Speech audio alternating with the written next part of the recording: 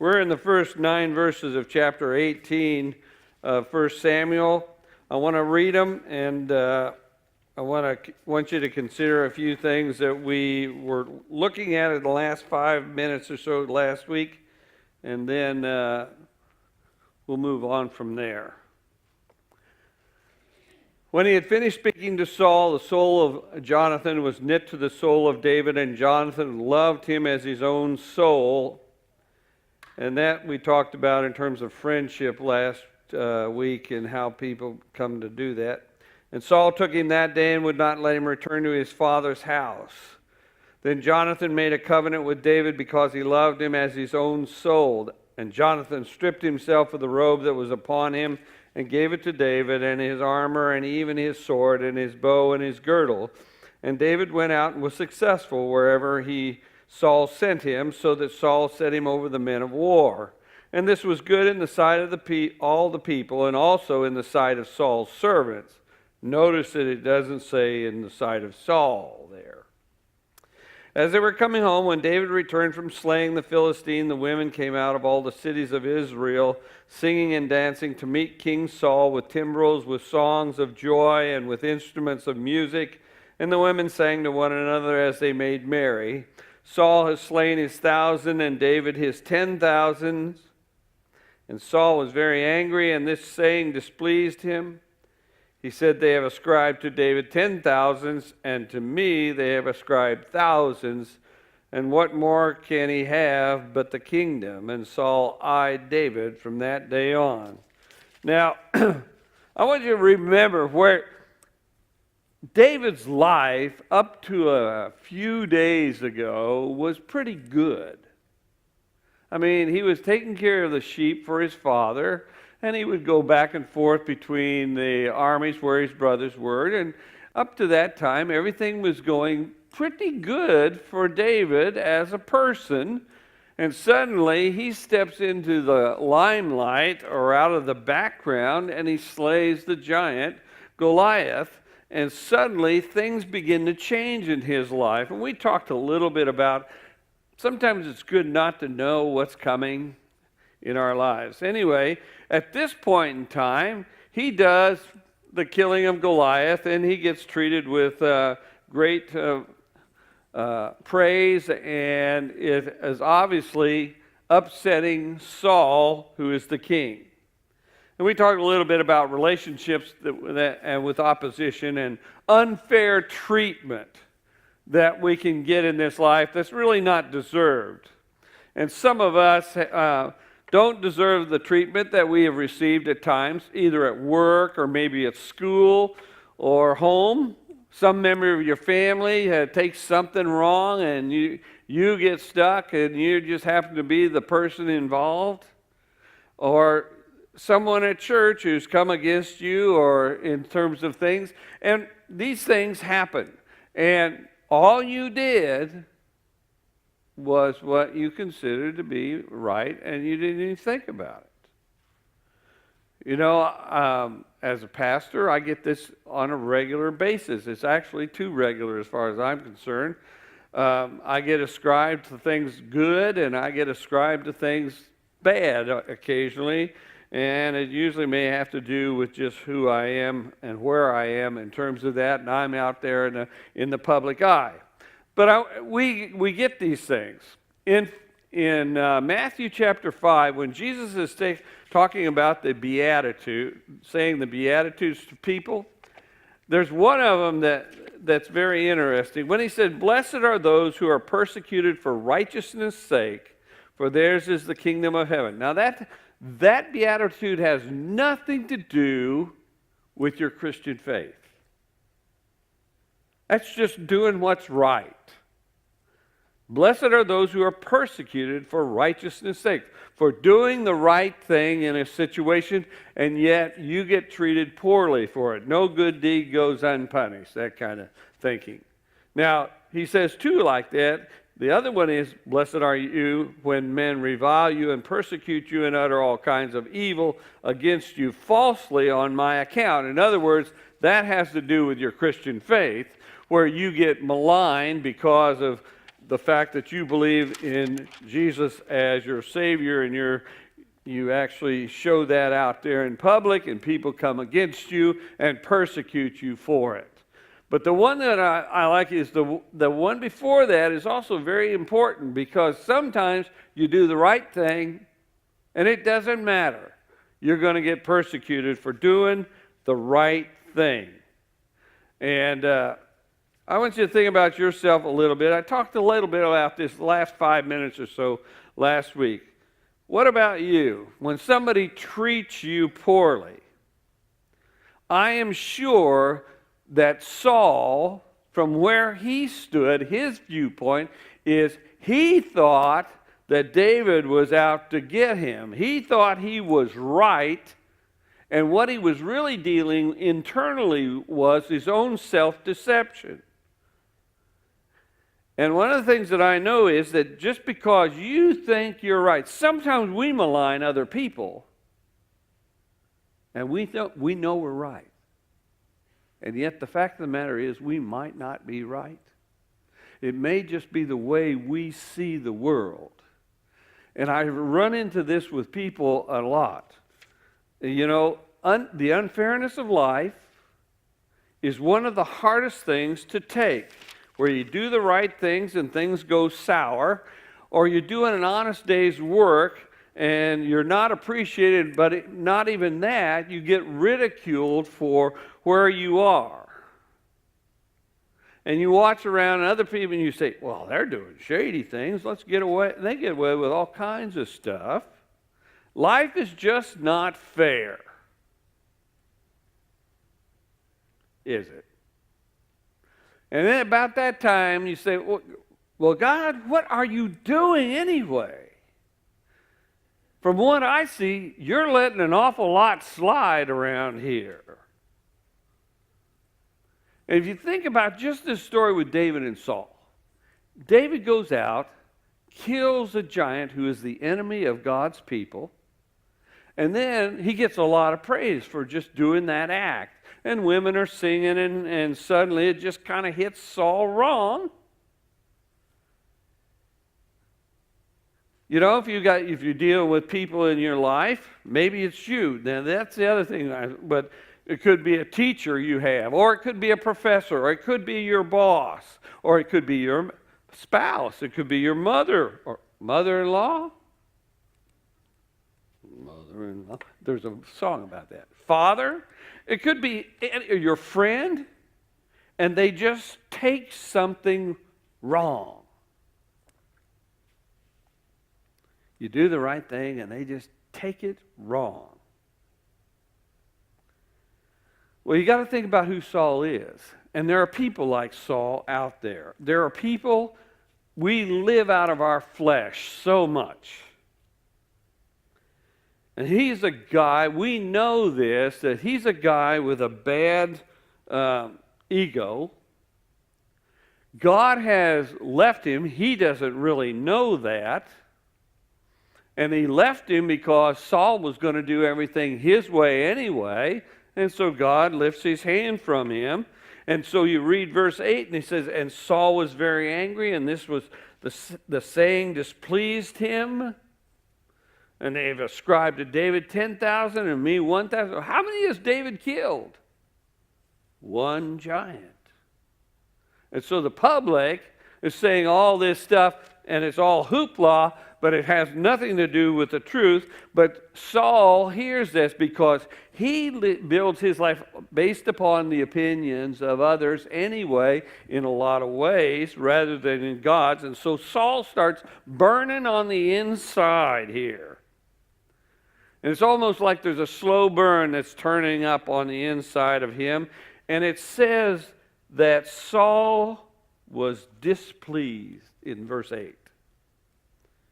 The word displeased here, the Hebrew word, means turmoil. And Saul was very angry, and this saying caused great turmoil in him. So what you're having happen here is that Saul, who's just a guy of the world, he's living out of the flesh, he's living horizontal, he's not thinking anything about what God might think about any of this stuff. He's starting to have fear for David. And he's worried about David taking his kingdom. And so what happens is he's paranoid, and we know that an evil spirit comes to visit him. That means that the guy can be half crazy as the king. And in verse 9 it says, and Saul eyed David from that time on, that day on. Eyed him. Saul says, I have a problem with this guy.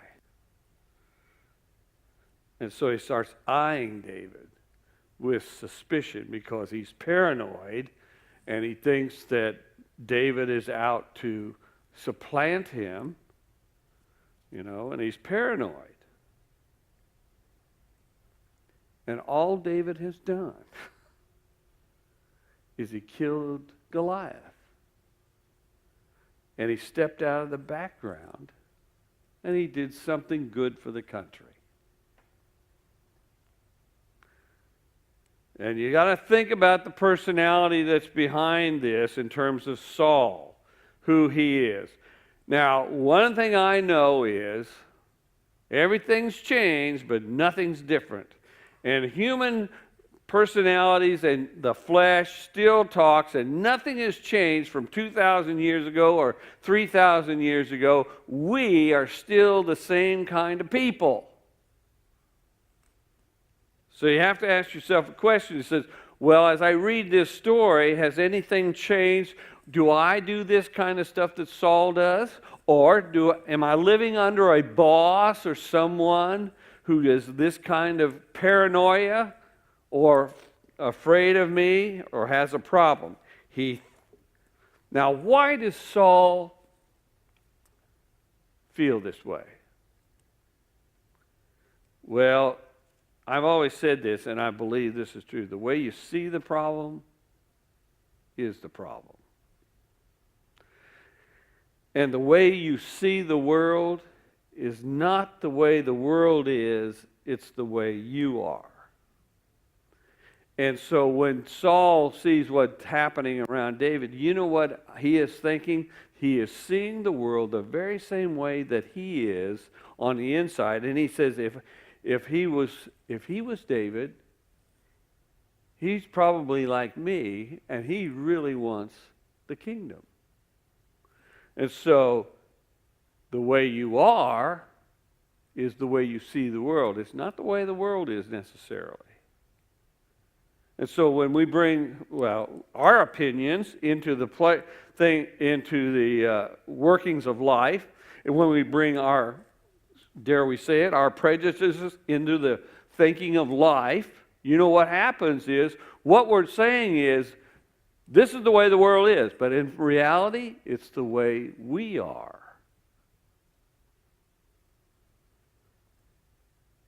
And Saul is one of those guys that he is seeing the world, and he's thinking David would do the same thing I would do. And so he's trying to take over. Verses 10 to 15. And this is where the plot really thickens in terms of the palace politics of the day and going on. So David is now under the employ of Saul, and he is a commander of men in the army, and everything he touches seems to be going well. Verse 10, and on the morrow an evil spirit from God rushed upon Saul. It didn't just walk in, it rushed upon Saul. And he raved within his house while David was playing the lyre, which David has done before, as he did day by day. Saul had his spear in his hand, and Saul cast the spear, for he thought, I will pin David to the wall. But David evaded him not once, but twice. Saul was afraid of David because the Lord was with him, but had departed from Saul. Now, what we see here is, I don't think Saul knows that the Lord has really departed from him. Not at this point, but he's getting an inkling of something's going on. But he can see that the things that David touches have success. Verse 13, so Saul removed him from his presence and made him a commander of 1,000, and he went out and came in before the people. And David had success in all his undertakings, for the Lord was with him. And when Saul saw that he had great success, he stood in awe of him. But all Israel and Judah loved David, for he went out and came in before him. Now, as we look at these verses here, Saul's problem is that he knows that David has success, and he's thinking of that. But it says Saul was in awe of him. That tells me that Saul was feeling small in himself. I think he was filled with dread that God was on David's side, or God was with David. And it was more than Saul could handle in terms of how he lived his life. And you got to understand that Saul is a king. He's a person who is living out of the flesh. He only thinks horizontally. He does not think about what God's involvement is in terms of life. He does not follow what God has told him to do in the past. He has taken it on and done whatever he wants to. But he was afraid of David because he thought David was like him as well. Now, I don't know about you, but when I read this story, this is really practical. It teaches me a great deal about people. I know this about people, that if people think just in the flesh, horizontally, and God has nothing to do with them very much, except they might acknowledge his existence, but he really doesn't, that people are going to be living out of the flesh. They're going to think horizontally. And we know from Galatians chapter 5, verses 19 to 21, that the things of the flesh are the things that really drive us. And envy and jealousy and all that goes with that, and all these human things that we have goes with it. And we should know this, not only about the people of the world, but we also want to know this about ourselves, that when we're thinking horizontally, we're going to be living out of the flesh. And it's only as we spiritually get our heads on straight and get into that relationship with God that then the things of the world begin to take their proper place in terms of our perspectives. The Bible is really very practical because I don't read the Bible, it reads me. And it reads you. And whatever your opinion is of what's real, I know this. If you rub shoulders with a person who is insecure or fearful or full of worry, you know what? If you're working with them or if you are involved with them, they're going to be eyeing you.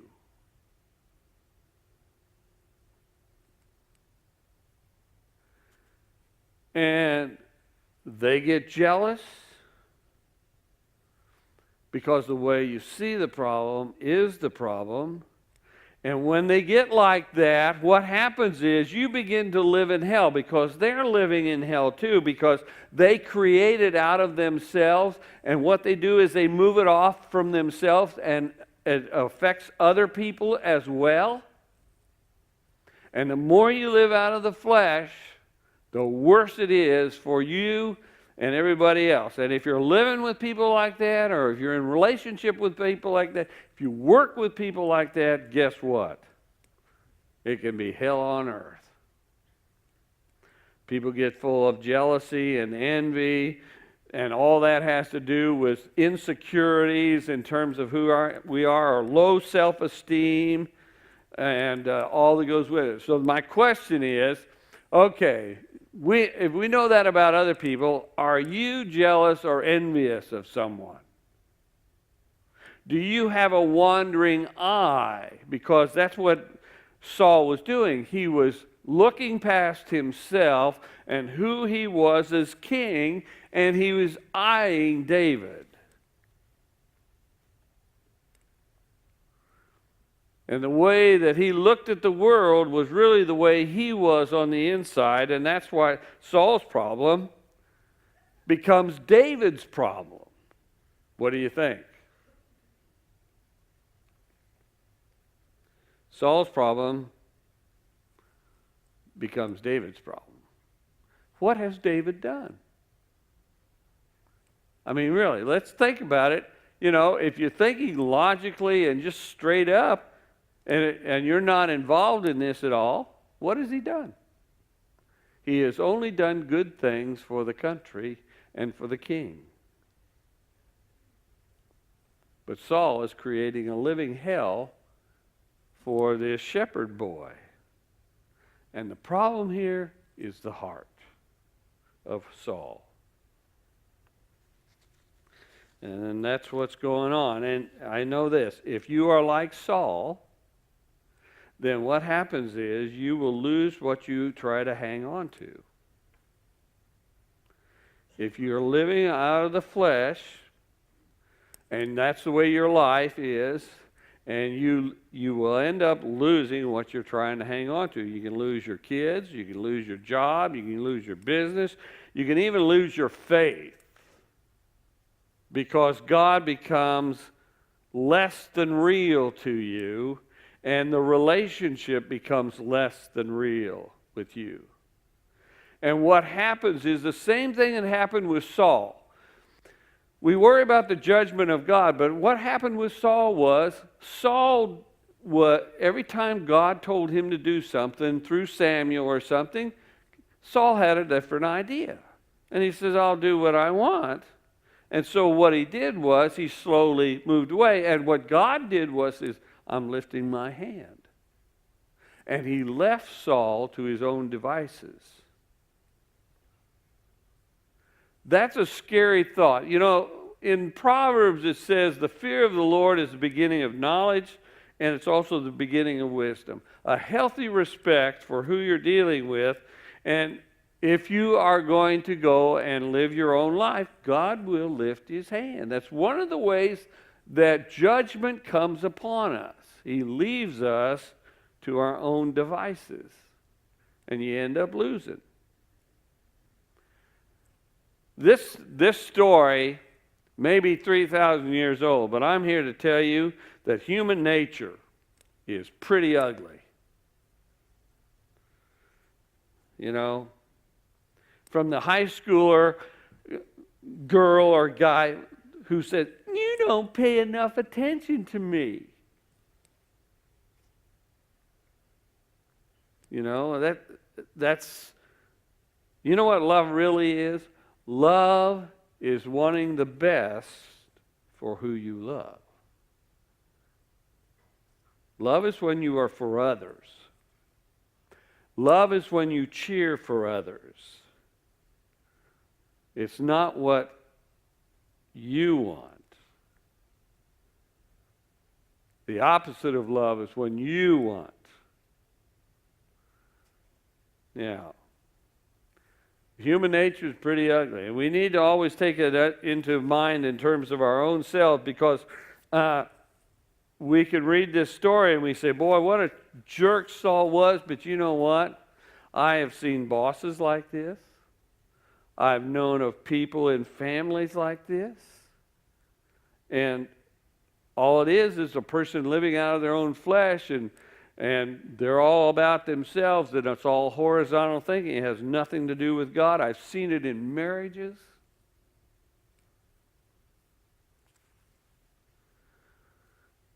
That's not real love. Saul's love was not for his country or his kingdom. It was for himself. Love is this, when you are for other people.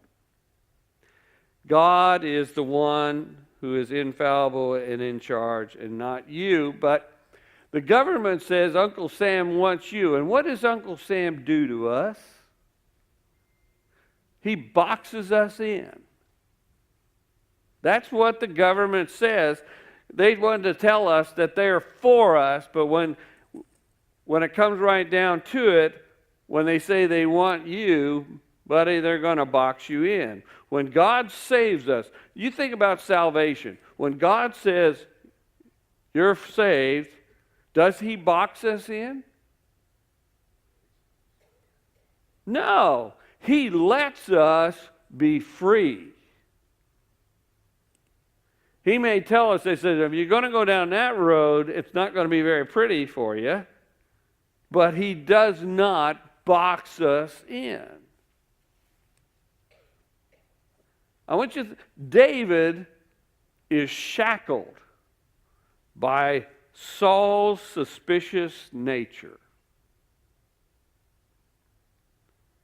David is in the employ of the government, but he is shackled by the suspicious nature of the man in charge. Now, if you're like Saul, by the way, you're not going to hear me. Because people like that don't hear it. Saul didn't really know that he was without God. A few things about these verses right here that I want to give you just kind of a principle. These are things that you can learn if you're like David and a follower of Jesus. First one is this. If you think about David's life up to this point, not knowing the future makes us take one day at a time. Not knowing the future makes us take one day at a time, and that's really the way we need to live. Some people want to know what the future holds, but I tell you what, I don't think that's a wise place to be. In Matthew chapter 6, Jesus is talking to his disciples, and they got all kinds of questions and concerns, and they're obviously worried about stuff. But Jesus says this, seek first his kingdom and his righteousness, and all these things shall be yours as well. Therefore, do not be anxious about tomorrow, for tomorrow will be anxious for itself. Let the day's own trouble be sufficient for the day. Not knowing the future makes us take one day at a time. And I think that not knowing the future also, if we take one day at a time, the anxiety level kind of goes down in us because we don't think about it. And, you know, if you think about David's life, he didn't know that day that he would kill Goliath, that's when all the troubles in his life were going to start. Second thing about these scriptures that we just read down through 15 is this. Friends are important to have and to be. Friends are important to have and to be. And if you want a friend, be a friend. We hear in this scripture that David and Jonathan were kind of knit together as friends. And that was a gift from God to David. Saul didn't have any friends. That's not quite true. Saul did have one friend, and who was it? David. Because David never treated Saul with anything but the authority with which he had. And that's why he was a man after God's own heart. He respected the authority that God had given to Saul, even though God had lifted his hand. And he said, I am not going to disrespect the man, and I'm not going to go against him, and I'm not going to kill him. And even though he treated David like dirt, in fact, worse than dirt, he wanted to kill him, David never dishonored the position that Saul had. Saul had one friend, and it's the one he wanted to kill.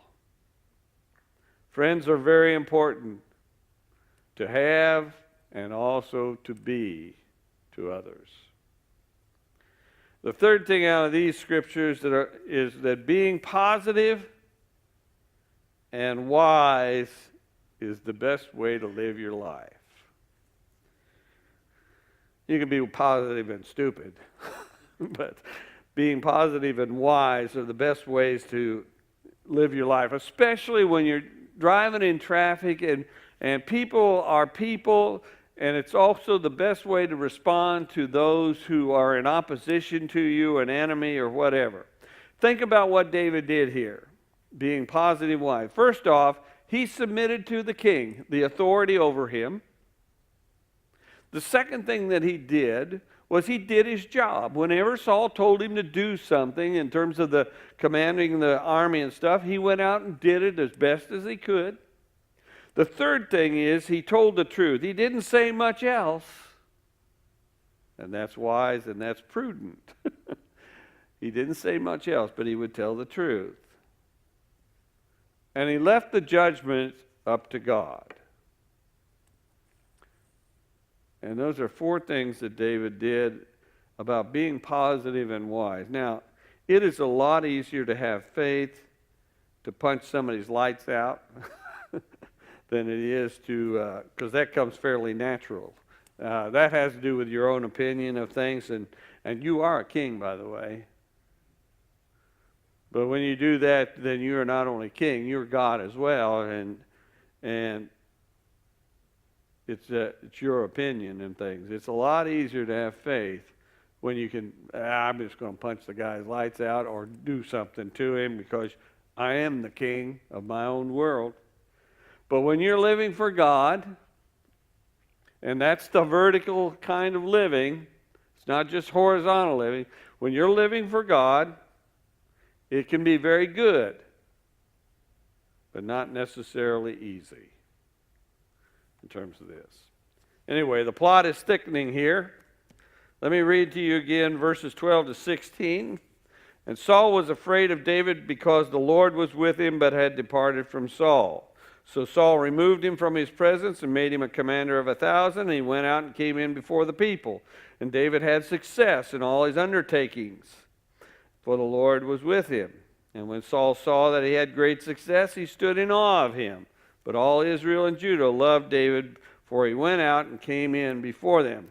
David is loved by all the people, but what is Saul doing here? He's trying to get him killed. He said, well, I don't have to do this. I'll let somebody else do it for me. Verses 17 and 19. Then Saul said to David, here's my elder daughter Merab. I'll give her to you for a wife. Only be valiant for me and fight the Lord's battles. For Saul thought, let not my hand be upon him, but let the hand of the Philistines be upon him. And David said to Saul, who am I? And who are my kinsfolk, my father's family in Israel, that I should be son-in-law to the king? But at the time when Merab, Saul's daughter, should have been given to David, she was given to Adriel, the Meholathite, for a wife. Now, Saul says, this is what I'll do. I'll promise my daughter to him. And there must have been palace politics behind the scene that we don't know about, because that wasn't going to happen. But Saul probably knew about that anyway. He says, and I'll send him out in war against the Philistines, and I won't have to kill him. The Philistines will take care of him for me. And so he goes then. And so he's going to go send him out there, get him killed by the enemy, and or let's just wear him down. In the battles of life. And I'll give him to him. I'll make sure that he has the battles of life out there, and I'm just going to wear him down. And that's attrition. By the way, I believe that is a tool of Satan. Attrition. He'll wear you down, and he'll wear you down so that you either get neutralized or paralyzed through the wearing down of your life.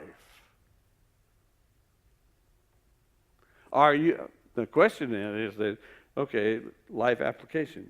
Is that being done to you now? in the battles of life, being worn down by the hand? Or, the other side of this, are you doing that to somebody else? Sometimes we do it to other people, and we need to know that. Verse 18, you have the humility of David when he said, David said, who am I and who are my kinsfolk, my father's family in Israel, that I should be son-in-law to the king? In other words, he says, hey, I'm not of that caliber of person here that I would be brought into royalty in terms of this stuff. I cannot bring, I'm sure there has to do with some kind of dowry, because in a lot of kingdoms and stuff, if somebody was going to be married to somebody else, they would have to bring some kind of a gift in terms of that, and David doesn't have that. His family is, well, they may be okay in terms of where they live, but they don't have any money or anything like that. And he says, I can't bring anything to this. And so Saul uses that to say, well, I'll tell you what, you just go out there and you fight for me. Verses 20 to 25, the plot to kill continues. Now Saul's daughter Michal loved David, and they told Saul, and the thing pleased him. In other words, his kids have become useful, or he's using them. Saul thought, let me give her to him, that she may be a snare for him, and that the hand of the Philistines may be against him. In other words, yeah, I know her, and she might be helpful here, and if he were to marry her, I got an inside person watching things as well. Not to mention the fact that if the Philistines accidentally kill him, I'll be rid of him. At least that's the way I read it. Therefore Saul said to David a second time, you shall now be my son-in-law. And Saul commanded his servants, speak to David in private. In other words, let's get this behind closed doors here. And say, behold, the king has delight in you, and all his servants love you, and now then become the king's son-in-law. And Saul's servants spoke those words in the ears of David. And David said, does it seem to you a little thing to become the king's son-in-law, seeing that I am a poor man and of no repute? And the servants of Saul told him, thus and so did David speak. Then Saul said, thus shall you say to David, the king desires no marriage present except 100 foreskins of the Philistines, that he may be avenged of the king's enemies. Now Saul thought to make David fall by the hand of the Philistines. And the plot thickens. You can see they tell you what Saul is thinking here. He says, I'll get him into battle, and maybe they'll get him killed, and that would be just fine with me. Verses 26.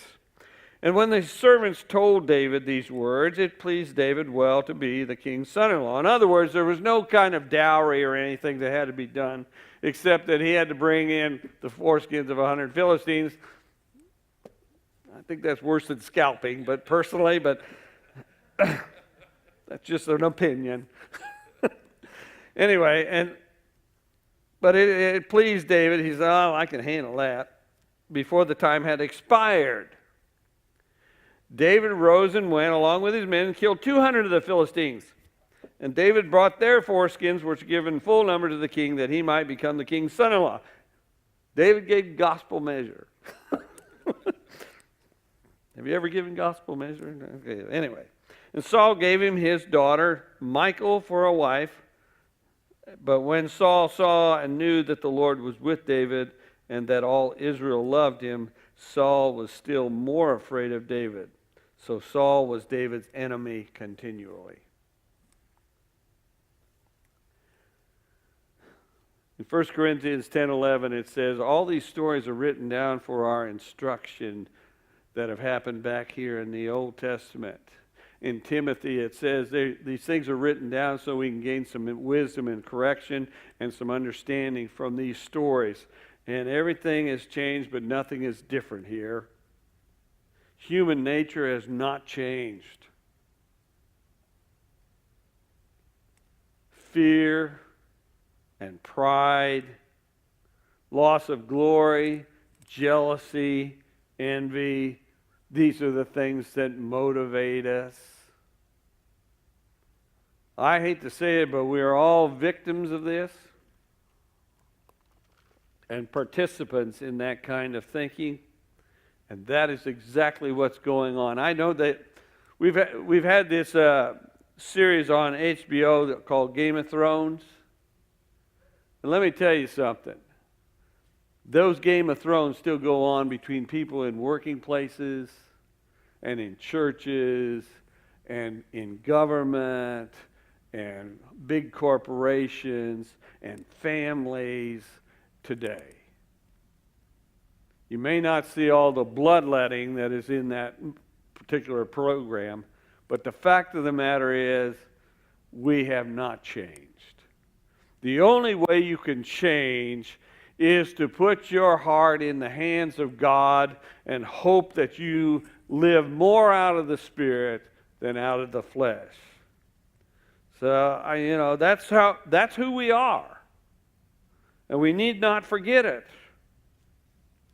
David here, when you're the darling of the corporation, when you're the darling of the community, when you're the darling, there are people going to start talking behind your back right away. It doesn't matter who you are. It doesn't matter what you've done. It doesn't matter whether it's all good. Wherever you place you seem to be in, and you happen to be there, people are going to be talking about you and envious and jealous, etc., etc. And the truth is, we function so much out of the flesh. In fact, that would be our first use, to think out of the flesh first. And when you are the darling, it's going to bring you to people that are going to be against you just because you stepped out of the background.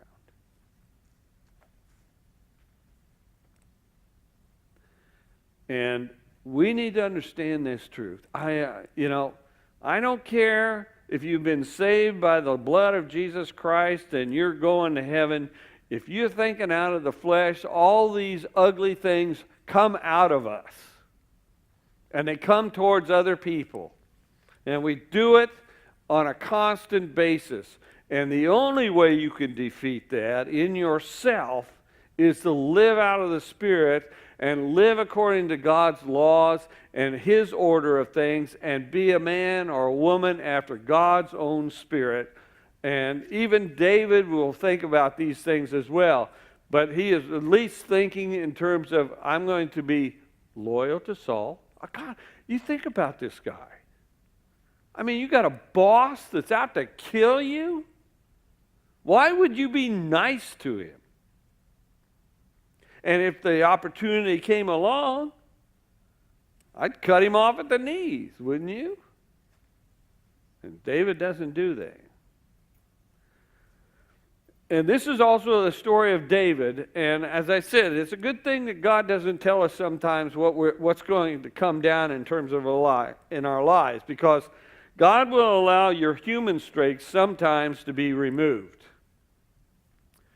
As we watch the story of David, we're going to see him lose a lot of what we consider to be our strengths and our securities. And because of that, you have two men here. You have Saul and you have David. And when God allows your human strengths to be removed, it will push you either towards God or it will push you away from God. And Saul said, he pushes himself away from God, whereas when David, all the things come at him, it will move him towards God even more firmly. And so you really have a picture of Saul and David being a picture of the flesh versus the spirit in terms of how we live our lives. Now, they're two human guys just like us, but they respond and react to the things of their life totally differently. One thinks out of the Spirit, and one thinks out of the flesh. So I want you to think about this. When God allows some of your human strengths to be removed, you got to ask yourself, well, what's he doing? First off, and it may not have to do a lot with you at all. It may just have to do with the vicissitudes of life or the works of other people, but what do you have security in? I mean, if you think about these things, one thing is, what if your parents get removed? I had a friend of mine down in Kentucky.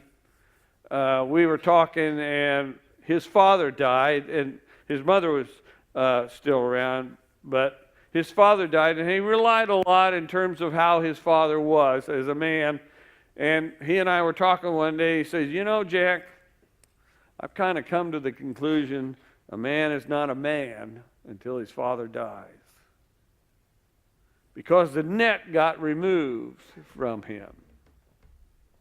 He became responsible for taking care of his mother, but the net got removed from him. And so he could no longer rely on him, and that was one of the things that was taken from him. Sometimes it's our friends. You know, your parents don't have to necessarily die, but they can become so in such a way that you have to take care of them. And so they get removed from you because of that. Sometimes it's our friends. They'll either move away, you get old enough, they can die on you. Or one of the things that we have in terms of our lives, you notice how the divorce rate in this country is so high. One of the things that can happen to our friends is divorce can happen to them. And when that happens, it drives a wedge between us and our friends just because of the sinfulness of people, the way things are. What do you have your security of? What about your spouse? You see, I've seen a lot of people lose security in terms of their spouse. Either their spouse dies or they end up divorced, and suddenly there's a part of them that is cut away in terms of that, and it used to be part of your foundational security. I've seen a lot of people lose their job or their profession. You know, I lived in Western Kentucky for 23 years, and coal mining was a big thing down there. And then they started shutting down all the coal mines, and people were losing their jobs like it was going out of style. They were losing their security. I've seen it here in Decatur because this is an industrial community as opposed to Springfield, which is governmental, and Champaign, which is educational things. But we've lost a lot of businesses around here. When I moved here, Firestone went down the tubes. And people lose their jobs, and that's a place in terms of our security. What do we have? Could be somebody's business folds up. I've known people who have lost their business because of recessions or other things, and the business collapses on them. And so they lose their security. Not to mention our money. That's a place of security as well. And how about our youth? Some of us. I'm not getting better, I'm getting older, you know. I don't have the strength that I had when I was 40 years old. I know the talents that I have, but I don't have the quick wit, or my mind doesn't work nearly as good as it did 15 years ago. I can tell the difference. You may not be able to, but that's because I practice.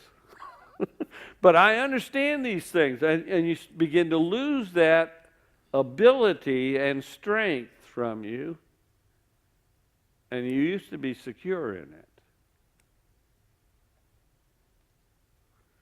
I've seen parents who lean on their kids vicariously for their lives, and what happens is then they go away and they move away. They either graduate from high school, or they go away to college, or they get married or something, and suddenly they're gone, and they have been living vicariously through their children, and they get them stripped away from them, and you call it the empty nest syndrome, but basically it's a loss of identity and security. What if these things get stripped away from you? You know, what if your health gets stripped away? These things become substitutes for God in our lives. We do it just, it's a natural human thing that we do, and they become substitutes for God in our lives rather than part of our life. And what happens then is you begin to get down to bedrock in terms of who are you really? What is your purpose here in this world? What is this really all about? I've got a scripture here in Deuteronomy chapter 33, and I don't know what it is, and I'm going to look it up. 33:27. I wrote it down here.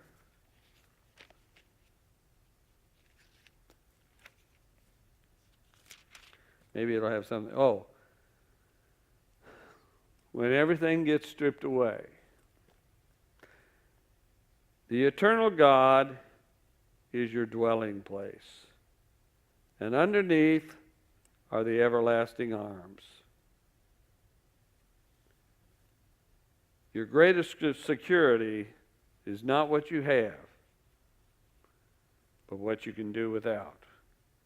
And God is our strength and our security, and not all those other things that we seem to think are so important or so significant in our lives. In Isaiah 41, verse 10, it says this, "Fear not, for I am with you.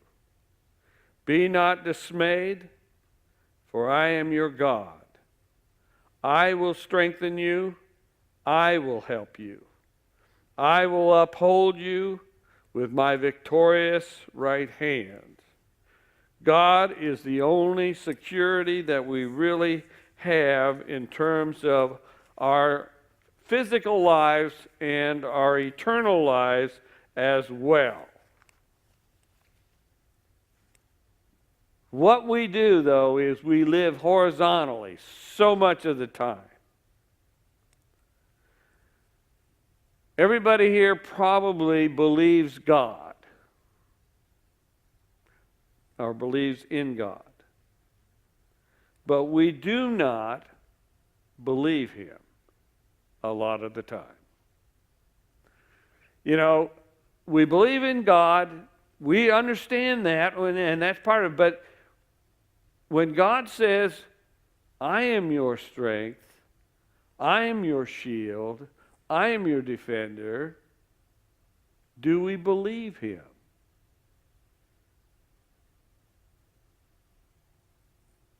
It's a very significant question.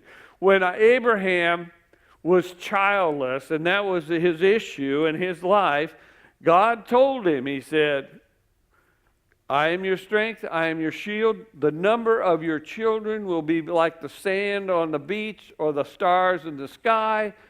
Do you believe me?" And it says at that moment something clicked in Abraham, and he believed God. Now, he already was in relationship with Him. He'd been talking to Him. He believed in God.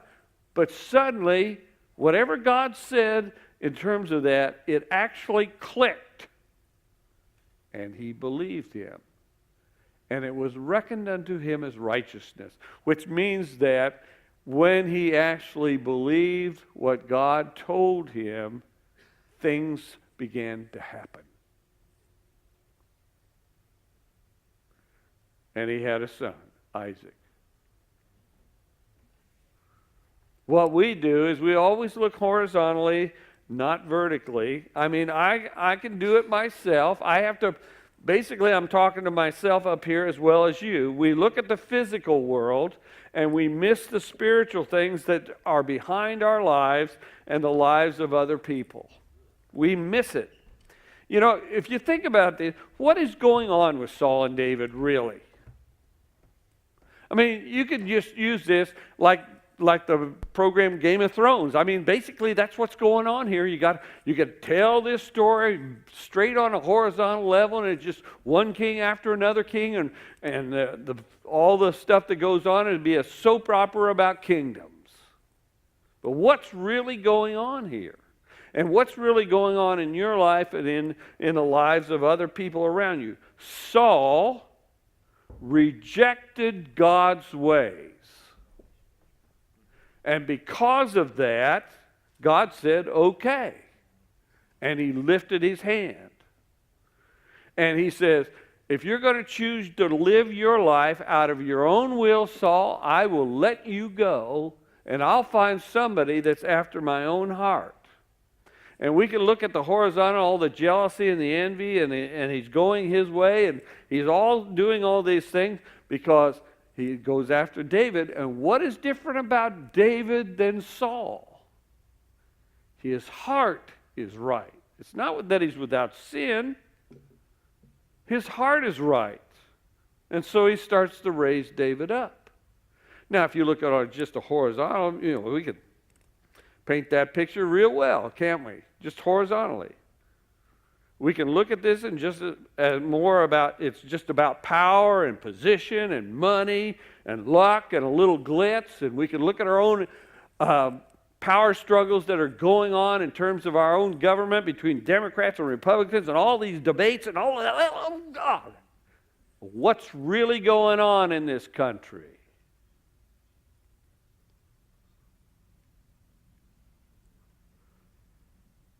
It's not just horizontal. And this story is like that too, but it's not about power and position and money and luck and glitz or anything like that. The focus on life here is, if you just look at it horizontally, it's Game of Thrones, all about it, all there, and so is the modern politics and what's going on in this world if we just look at it horizontally. But if you start looking at things a little bit vertically, what is really going on, not only in our country, what is really going on in your life right now? Do you rely on money or your job or your business or your spouse, etc., etc.? And would you be paralyzed if some of that got taken away? What's really going on? When we start looking north and south instead of just horizontally. It is one of the things that we need to quit doing, is looking at things just in a horizontal fashion. There is stuff going on in your life, in my life, this church's life, and the things that we're doing in terms of ministry. There's things that are going on in this country and in this community. And you need to look at it vertically as well. How am I doing on time? I'm running out right now. That's good. Got one last thing. When we're looking at David, all he did was kill that giant. That started the whole thing in motion. And he suffered from persecution from Saul for years, okay? And we're just at the front end of that part of it. There was a guy in the 1600s by the name of Martin Luther. Anybody got a Lutheran background here? Anybody? Anyone? Okay. Let me tell you about Martin Luther. He got up one morning, he'd been reading the Bible, and he said, my church has some real problems. We do not look at what the Bible says. And so what he did was he wrote a bunch of basic arguments, and they're called the 95 Theses. He went up to the Wittenberg door, and he nailed them up there and said, we're going to start some discussion on this. And the next thing that happens, they're chasing him all over Europe trying to kill him, the Roman Catholics are. And he that's how the Reformation started. That's how all these other churches beside the Roman Catholic Church started, because he was a reformer. And he was in danger most of the time of the rest of his life. So he had some friends. It's a good thing he had some friends out there, because the Roman Catholics, in all their Christianity, would have killed him right then on the spot. But they hid him in a high tower on the Rhine River. His friends did. And they basically put him in prison up there to keep him safe. And he was desperate in terms of his life. As far as he was concerned, if God loves me, I'm in trouble because there ain't nothing happening around me. I am the number one persecuted person in the world right now. He wrote his friend Philip Melanchthon, and he said this: everything is lost.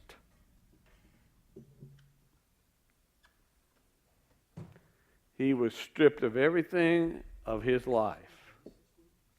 And all he did was try to get the church's attention about the Bible and what they've been doing with it. While he was up there in that tower on the Rhine River, he wrote a song that we have sung in churches for hundreds of years. It's called "A Mighty Fortress Is Our God." By the way, that was contemporary music when he wrote it. The Roman Catholics didn't like that. They liked chanting or whatever they did. But all he did was say, I need to get some people's attention about the fact that we're not even reading the Bible. And it pretty much costed him his life. But the fact that you're sitting in here right now is because of what he did. He was a protester, and that makes us Protestants, protesters. But who would know? He thought it was all lost.